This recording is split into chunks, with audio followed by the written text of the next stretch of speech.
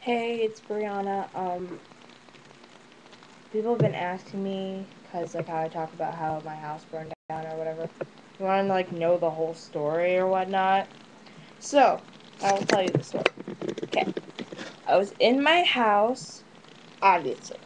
Well, not obviously, cause I just told you, so now you know. I was in my house, and I was cooking on the stove some ramen for my mom, cause my mom was sick or something. I don't remember. And ow.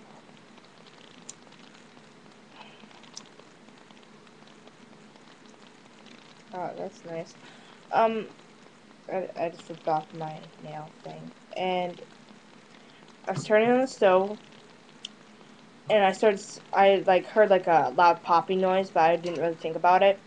There was a gas leak on the other side of like this huge living room I had. I mean, like it was huge, probably like half the size of like a gym. And I turned to look, and I had a rack of hose there. The igniting from the stove had ignited the gas over on this other side, the completely other side, and it lit all this like whole rack of clothes on fire. And I went downstairs to my mom. We like tried putting it out with like multiple fire extinguishers, didn't do anything. So I went downstairs, got one of my dogs, brought her upstairs. It was like snowing outside, so then I chucked her outside. Then I realized I forgot my other dog, so I had to go down there and get her. Um, I got out of my house, and probably I don't know, like 2 minutes later, my house like had this like it was like it was a gas explosion. It had been exploding in small explosions, but if we were in there any longer, we probably would have died. But luckily we got out okay. We didn't have anything.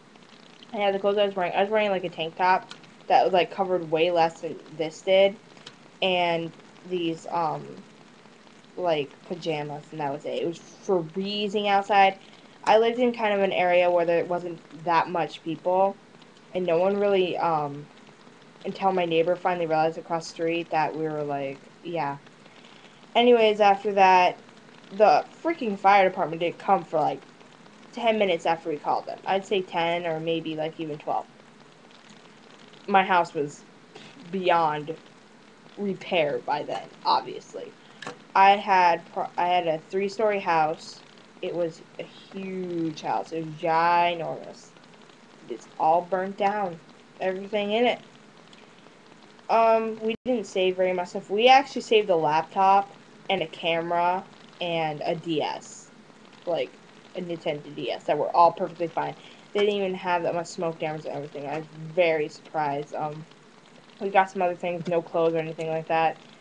I've rebuilt my life a lot since then. Like I have like pretty much like all the stuff back of my possessions, but my mom like had stuff like her dad had written her when he was in the army or whatever, and he's dead now, and like he's been dead for a couple of years, and it's like really sad because she doesn't have that, and no one else would have that because that was like original copies.